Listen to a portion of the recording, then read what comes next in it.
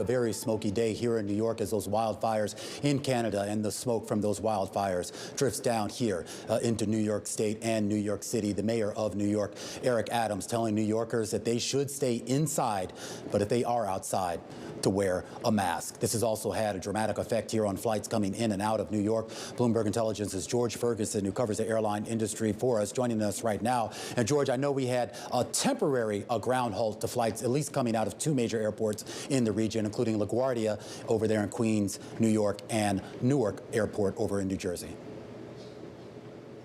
Yeah, I mean, I think when you get visibility like this, right, you always have to slow down operations, be more careful that, airplanes don't get too close to each other.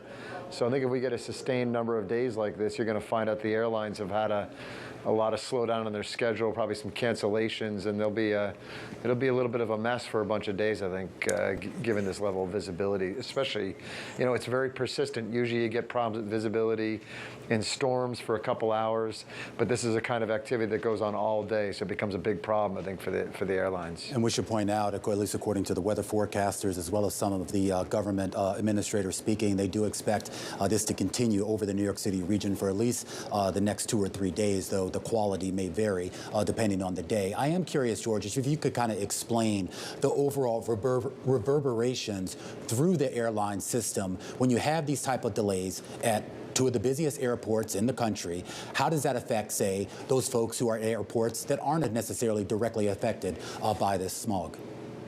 Yeah, it's like a snowstorm, right? So the problem is you start having, you're going. New York is the probably busiest, airport portion of the country, sector of the country, and so you'll start to have planes that are out of place all over the country, right?